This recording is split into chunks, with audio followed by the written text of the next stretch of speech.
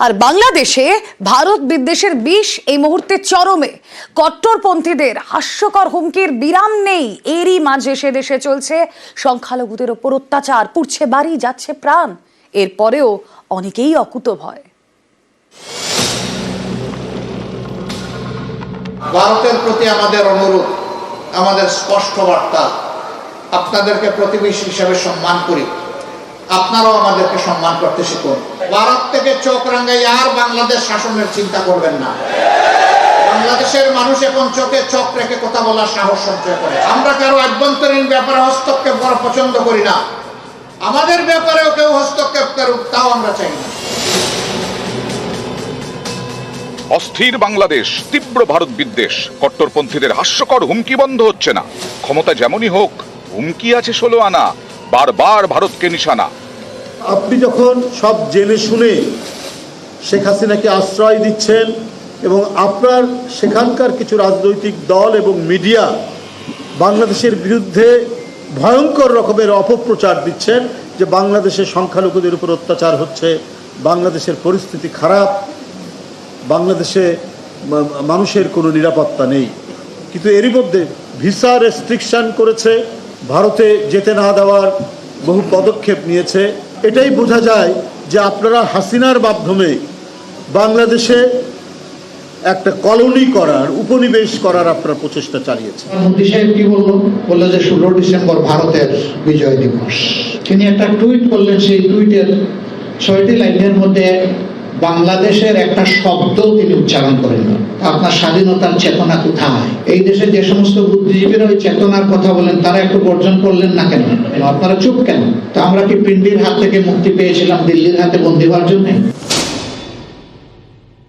দেখুন, এই সমস্ত জামাত নেতা, এদের এইসব অশিক্ষা কুশিক্ষা, এদের বক্তব্য, এটা কি জনমনে কোনো প্রভাব ফেলতে পারে? সুস্থ স্বাভাবিক শিক্ষিত যারা মুসলমানও আছেন, বাংলাদেশেও যারা আছেন, তারা মার্জিনালাইজড।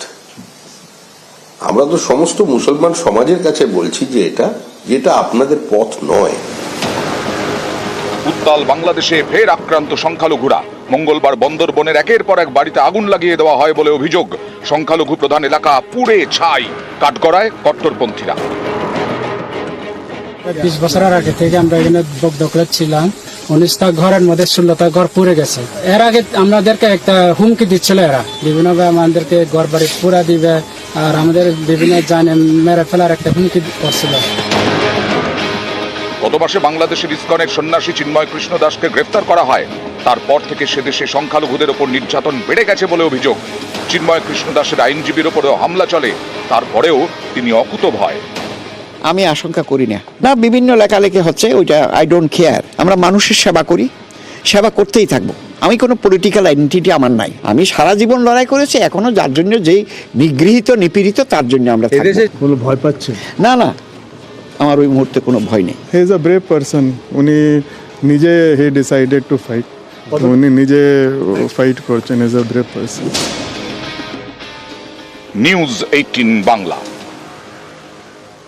এবার ঢাকার সচিবালয়ে আগুন। বাংলাদেশের একাধিক মন্ত্রকের গুরুত্বপূর্ণ নথি নষ্ট। আগুন নেভাতে গিয়ে এক দমকল কর্মীর মৃত্যু। অস্থির বাংলাদেশের সচিবালয়ে আগুনের পিছনে কি নাশকতা? উচ্চ পর্যায়ের তদন্ত কমিটি গঠন সে দেশের তদারকি সরকারের। দাউ দাউ করে আগুন জ্বলছে।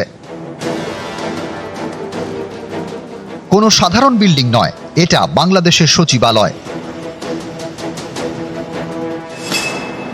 ঢাকার বেগুনবাগিচা এলাকায় বাংলাদেশ সরকারের সচিবালয়। বুধবার গভীর রাতে এখানকার 7 নম্বর ভবনে আগুন লাগে। সচিবালয় মানেই নানা গুরুত্বপূর্ণ নথি, প্রচুর কাগজ। এই দাহ্য পদার্থে ঠাসা ভবনে দ্রুত আগুন ছড়িয়ে পড়ে, ধোঁয়ায় ঢাকে আকাশ। আগুন নেভাতে ময়দানে নামে সেনা, পুলিশ এবং অন্যান্য জওয়ানরা। দমকল বাহিনী তো ছিলই।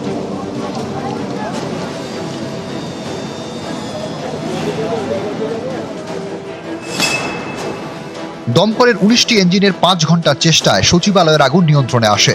আগুন নেভানোর সময় দুর্ঘটনায় এক দমকল কর্মীর মৃত্যু হয়। ট্রাকের চাপায় দমকল কর্মী মোহাম্মদ সোহানুজ্জামান নয়নের প্রাণ গিয়েছে। রাজধানী শহরের সচিবালয় গুরুত্বপূর্ণ অফিস। বাংলাদেশের বিভিন্ন গুরুত্বপূর্ণ মন্ত্রকের অফিস রয়েছে এই বিল্ডিংয়ে। সেখানেই আগুন। এ নিয়ে বাংলাদেশে জুলাই শহীদ স্মৃতি ফাউন্ডেশনের সাধারণ সম্পাদক মোহাম্মদ সার্জিস আলম সোশ্যাল মিডিয়ায় লিখেছেন, যখনই বিপ্লবীরা হাসিনার অপকর্ম, চুরি, লুটপাট, দুর্নীতির দিকে নজর দিয়েছে, সেগুলোর বিরুদ্ধে তদন্ত শুরু করেছে, তখনই সচিবালয়ে ঘাপটি মেরে থাকা হাসিনার দালালরা বিভিন্ন অপকর্মের ফাইলগুলো আগুনে পুড়িয়ে দিল। সরকার কয়েকটি গুরুত্বপূর্ণ নথি চেয়ে পাঠিয়েছে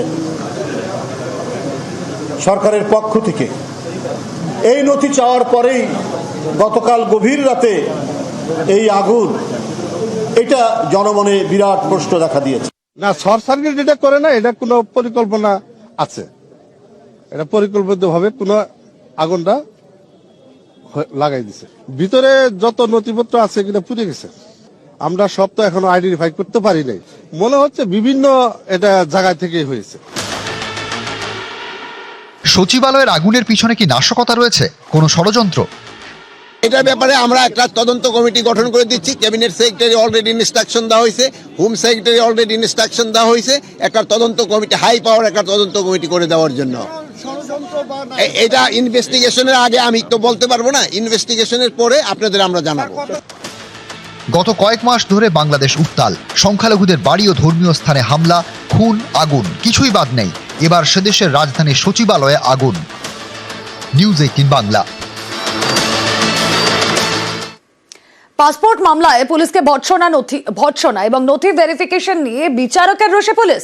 সাধারণের পাসপোর্ট বারবার ভেরিফিকেশন যদি হয়, তাহলে এই যে 73 জনের পাসপোর্ট, তার কোনো ভেরিফিকেশন হয়নি, নথি ভেরিফিকেশন পিয়নরা করেছিলেন। পুলিশকে প্রশ্ন আলিপুর আদালতের বিচারকের।